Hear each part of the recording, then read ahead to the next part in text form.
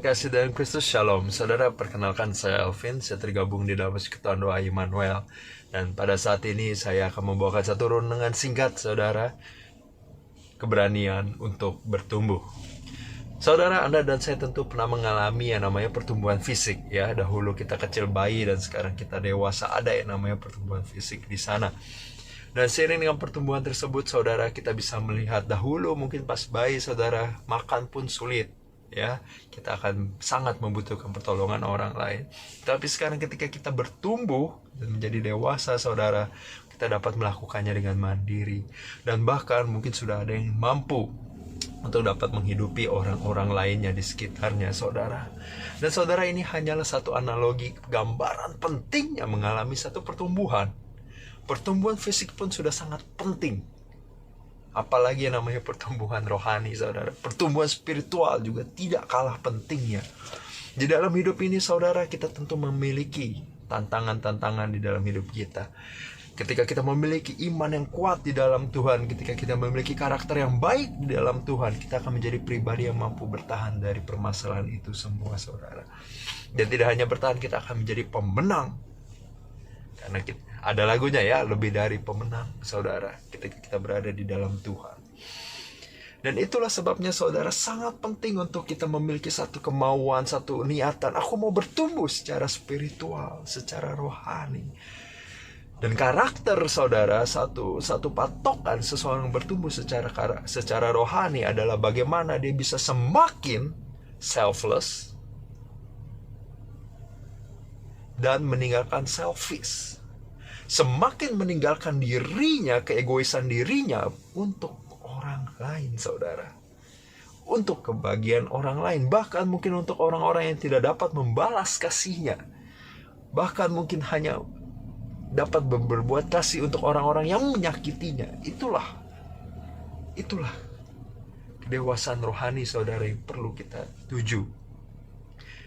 Yang pada akhirnya adalah serupa dengan Kristus, yang bahkan rela mengorbankan segala sesuatu untuk kita, umat-umat yang berdosa ini. Dan saudara, ketika kita melakukan ini semua, saudara-saudara bisa lihat, saudara, dan saudara banyak sekali pasti telah mendengar tokoh-tokoh seperti Daud, saudara, diberkati luar biasa di dalam hidupnya. Ya, dan tidak hanya di dalam hidup Daud, bahkan keturunan-keturunan Daud pun dijaga oleh Allah. Karena begitu kuatnya dia, begitu berusahanya dia di dalam mengasihi Allah, menjaga kebenaran di dalam segala tekanan, saudara. Dan tidak hanya Daud, saudara, banyak sekali tokoh-tokoh lainnya, saudara, yang dijaga oleh Allah. Abraham contohnya. Namun tentu, saudara, kita tidak dapat melihat kasih Allah hanya semata-mata materi. Ya, kita juga bisa melihat para rasul, saudara, bagaimana para rasul berjuang, bertumbuh secara iman, secara spiritual di dalam Tuhan. Tetapi mungkin mereka semua mati. Ya, mereka semua mati secara fisik. Lukas 17, saudara, ayat 33 dikatakan seperti ini, saudara. Karena barang siapa yang memelihara nyawanya, ia kehilangan nyawanya. Dan namun barang siapa yang mengorbankan nyawanya, saudara, ia memperolehnya.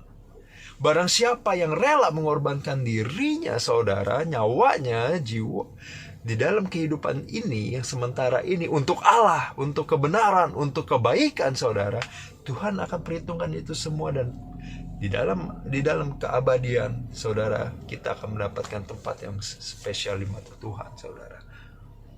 Jadi di situ kita bisa melihat perkembangan rohani, pertumbuhan rohani sangat penting.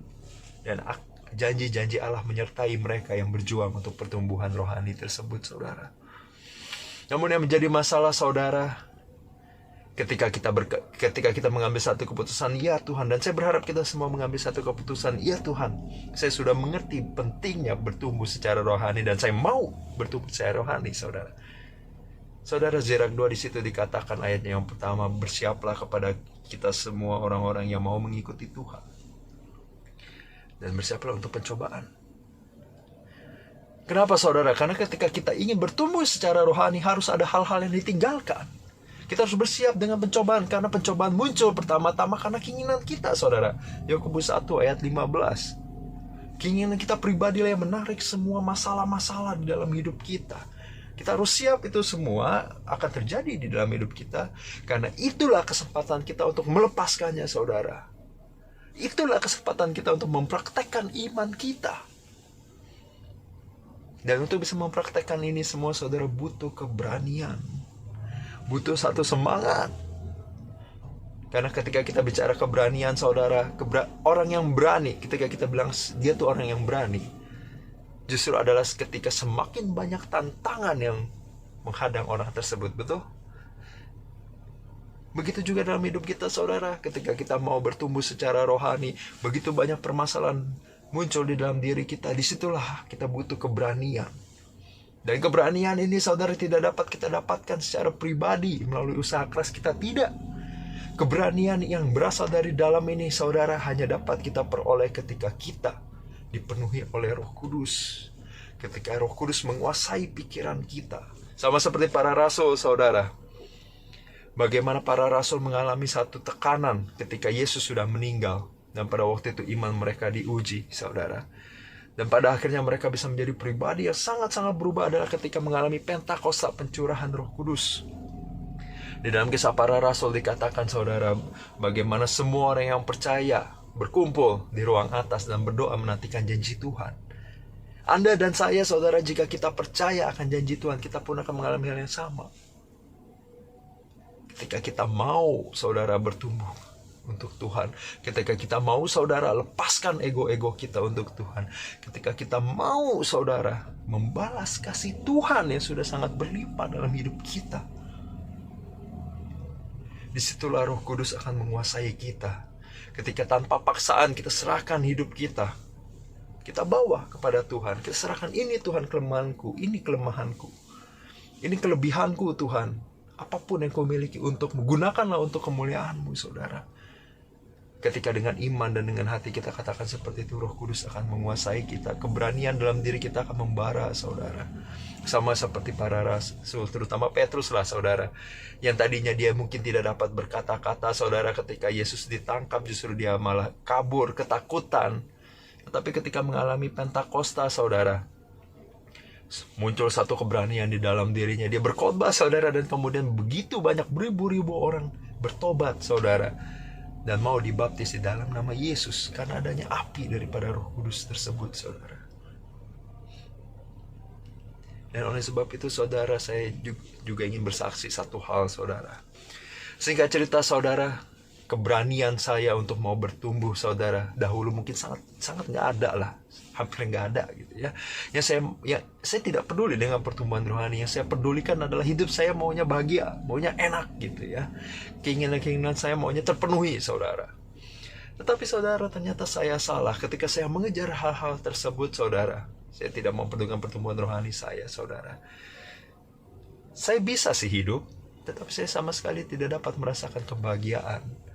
Dan tidak hanya saya yang tidak merasakan kebahagiaan, saudara, saya mulai menjadi duri untuk keluarga saya. Saya mulai menjadi duri untuk orang-orang di sekitar saya. Dan banyak yang terluka karena sikap-sikap saya yang buruk. Karakter saya yang buruk, saudara. Sampai pada akhirnya, saudara, saya mengikuti satu acara, ya, saudara tahulah, seminar hidup di dalam Roh Kudus. Dan di sana saya merasakan kasih Tuhan yang luar biasa. Di dalam doa, saudara, saya merasakan bagaimana Tuhan menunjukkan, ya, Roh Kudus menolong saya, menunjukkan kepada saya bagaimana Yesus itu menderita menggantikan dosa-dosa saya, menanggung dosa-dosa saya. Saya yang harusnya mati, tetapi Yesus yang menderita. Dan saudara, ketika saya mengerti ini semua, saudara, saya pun bisa merasakan bagaimana Yesus mendekat ke arah saya dan memeluk saya. Dan ketika dia memeluk saya, saudara, dengan penuh kasih dia katakan, aku mengerti dan aku mengampunimu. Saudara, itu adalah momen pertama saya merasakan kasih tanpa syarat. Dan kasih tanpa syarat ini menjadi sesuatu yang membuat saya bahagia luar biasa. Saya menangis terharu, ternyata ada loh yang sayang saya apa adanya. Ada loh yang mau menerima saya meskipun saya tidak baik, saudara. Dan dengan mengerti, saudara, saya dikasihi, saya tidak mau menjadi pribadi yang sama lagi. Saya tidak mau, saudara, menjadi pribadi yang terus berdosa. Saya tidak mau, saudara. Dan saya dapat merasakan kasih Tuhan itu semata-mata adalah karena pertolongan Roh Kudus. Roh Kudus mampukan saya mengenal Allah saya, memampukan saya mengenal Yesus, memampukan saya untuk pada akhirnya mengambil satu keputusan, saudara. Saya serahkan hidup saya untuk Tuhan. Saya berkata, saudara, di dalam doa saya pada waktu itu, Tuhan, aku ingin mengikuti Engkau. Meskipun seluruh dunia menolakku, ya minimal jangan tinggalkanlah aku. Karena Engkau begitu mengasihi aku, saudara. Dan saudara, itu adalah doa yang sederhana. Namun ternyata doa yang sederhana itu Tuhan jawab, saudara. Tuhan izinkan saya untuk boleh akhirnya terlibat di dalam pelayanan-pelayanan, saudara. Tuhan bimbing saya, arahkan saya, oh saya harus pergi ke komunitas ini, oh saya harus ikut pengajaran ini, oh saya harus dahulu membaca firman, saudara. Saya harus selalu membangun kebiasaan hidup doa, saudara. Perlahan demi perlahan, step demi langkah, saudara, Tuhan izinkan saya untuk melalui itu semua dengan pertolongan Roh Kudus. Dan pada akhirnya, saudara, di dalam setiap langkahnya, saudara, saya hanya dapat menyaksikan satu hal. Hidup tidak mudah. Banyak doa yang tidak dijawab sesuai keinginan saya. Banyak hal-hal yang terjadi di luar pemahaman saya. Banyak tangisan juga, saudara. Banyak pergumulan, banyak kekecewaan. Tetapi tidak ada satupun, saudara, yang tidak bermakna. Semuanya bermakna dan berharga. Dan semuanya membantu saya untuk boleh merasakan kebahagiaan, saudara. Pada saat ini, saudara, ketika saya merubah kebiasaan-kebiasaan buruk saya, saudara, dan kemudian saya mencoba mengambil langkah untuk melakukan perbuatan-perbuatan kasih kepada siapapun. Meskipun belum sempurna, saudara, saya terus berusaha. Saya bisa merasakan hidup yang betul-betul hidup, saudara.